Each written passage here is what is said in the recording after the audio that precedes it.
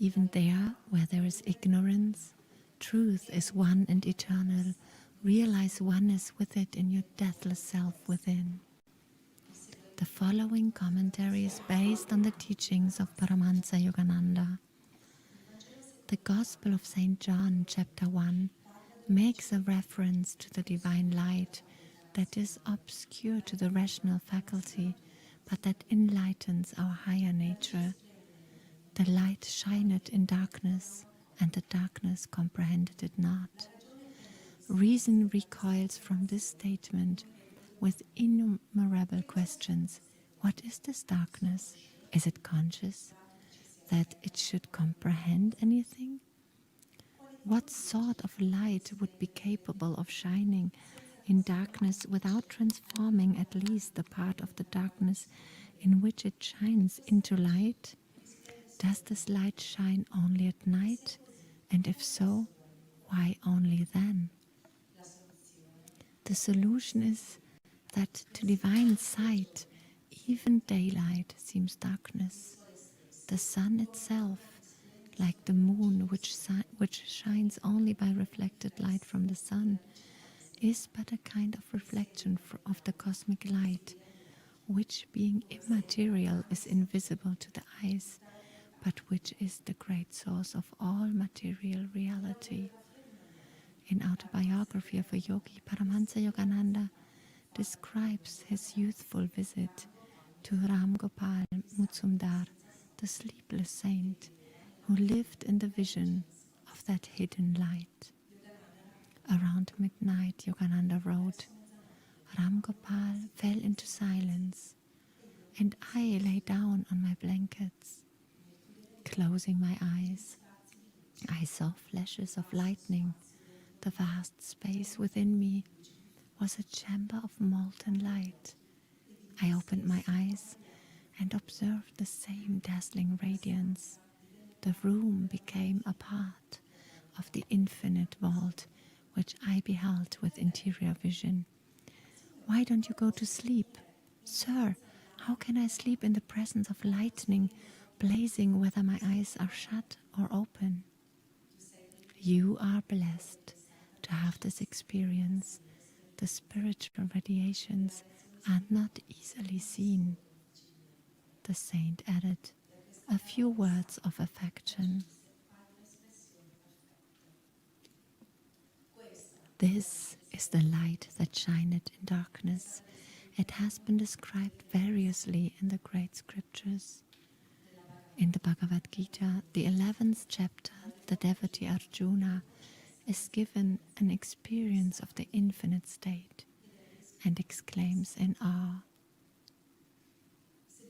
if there should rise suddenly within the skies sunburst of 1,000 suns, flooding earth with beams undimmed of, then might be that Holy One's majesty and radiance dreamed of.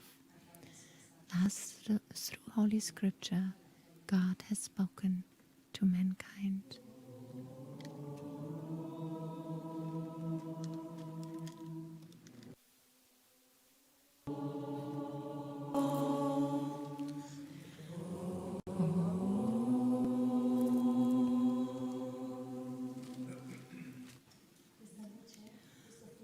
This light, this lightning is something Yogananda, all the masters, they tell us that this light surrounds us also here on earth. And that is the experience also from Yogananda. We see that it is possible for a human being to perceive this light. Once Yogananda went to the cinema, and afterwards he goes into the projection room and sees the operator reading a book, and the projector kept projecting light onto the screen. And these were ugly scenes because it was a film. It was the news, and it was before the war, so there were scenes of war, and everyone looking at these images was someone involved in these scenes that they would see. So Yogananda sees this man reading a book, and he says, Lord, you are like this operator, like this working man. You project so many different scenes and images on the screen, but I, Lord, I know that this is all a play of light and shadow. I'm immersed in your play, and I see that everything else is a dream. But look at them, look at those. They don't know that this is all a play. They don't know this light. Lord, what can I tell them? And God answered to Yogananda and said, tell them to remain in my ray. Only that. Tell them to remain in my ray. And I will tell you a story, because in daily life, remaining in the ray of light is difficult. Sometimes it seems even impossible. But when it seems impossible, then we need to hold on to the teachings, onto the presence of the masters who came to help us to live in that light. So I want to tell you the experience of two women, two sisters, and we can identify with them, people like us. And they found themselves in a difficult situation, terrible situation. And when I tell stories, I like to tell sometimes very, very difficult stories, so that we realize that maybe our lives are a little bit more easy. But we can all have these experiences. So these sisters had helped during the war to hide Jewish people within their houses. And they were taken into a concentration camp at a certain point. So at one morning, more or less 5 a.m., they had to gather, and they were called by numbers. They weren't called by names anymore. So they had to get out. They were called out into the yard in their very light dresses. And it was just too much, everything, that moment. And these two sisters had found a side road to come to this gathering that they were called to. So they took this little side road, which was a little bit more calmer, and there were no other people.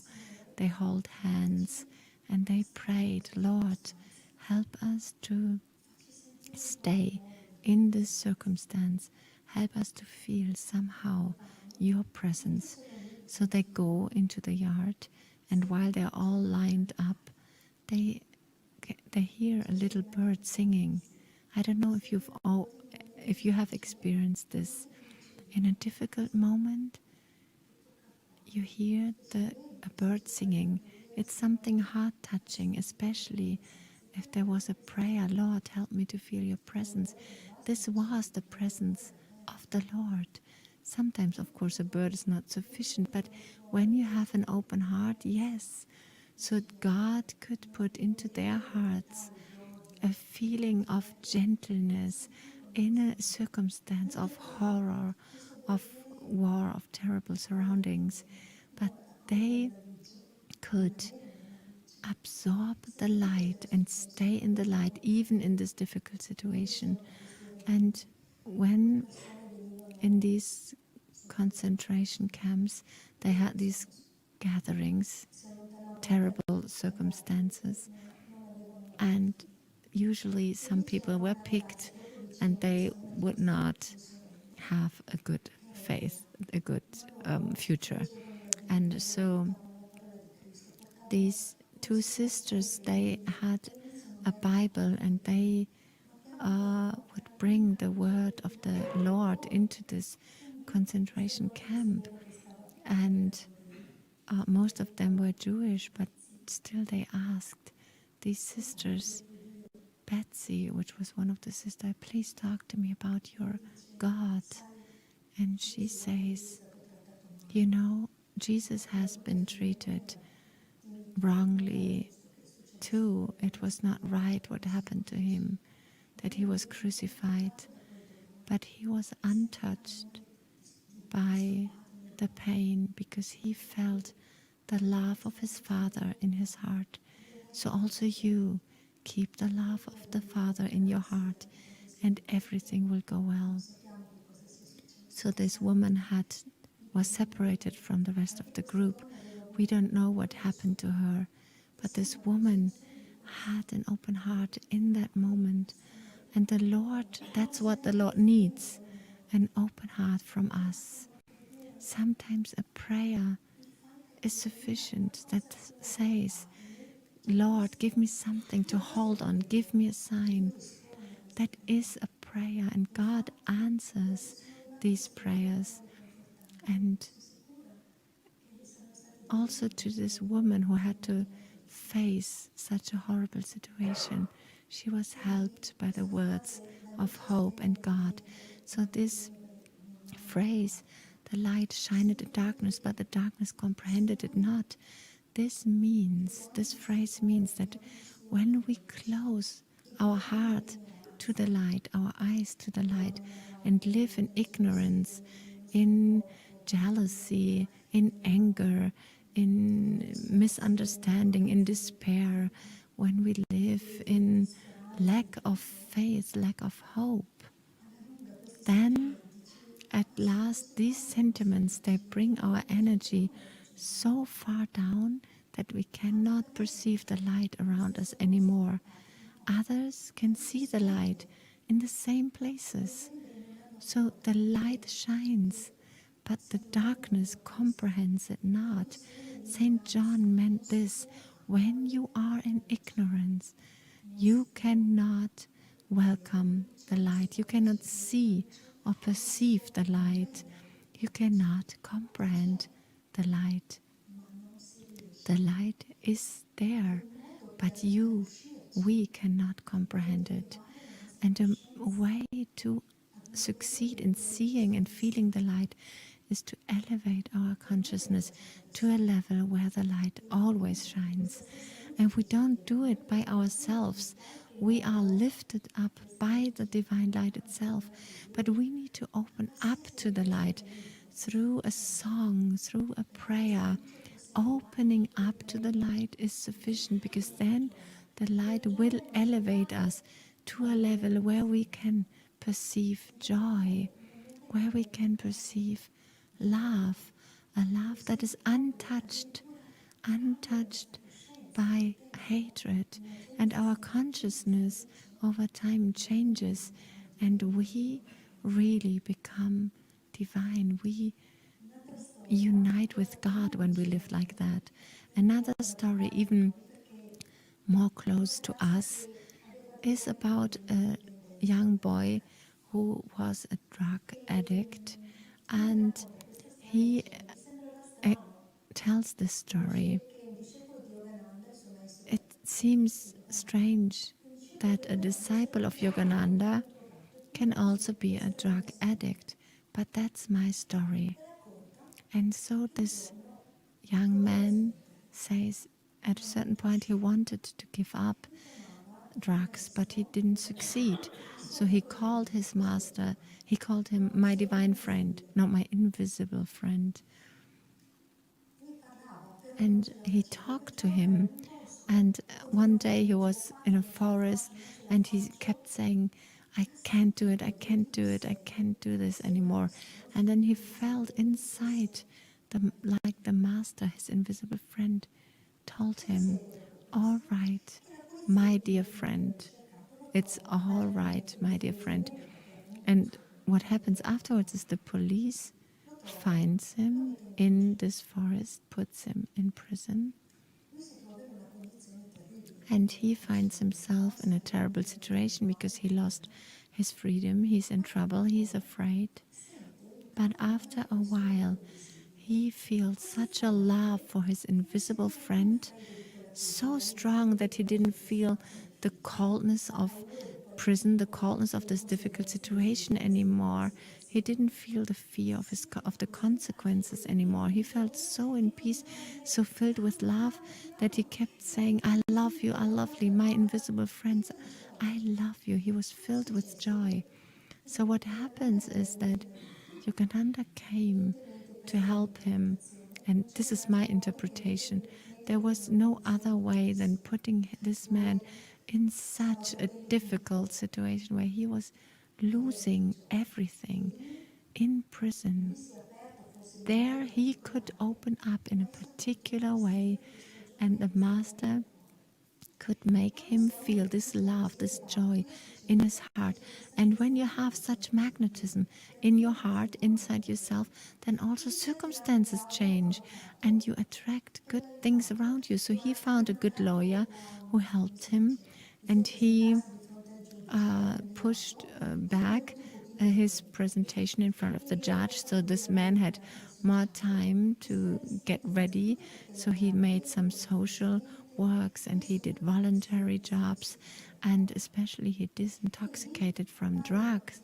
So he appears in front of the judge after 6 months, completely clean, and he had made good actions. So the judge takes his hand and says, well done, you made it, you overcame this drug dependency, and not only that, you also made a lot of good actions and voluntary work, charity work.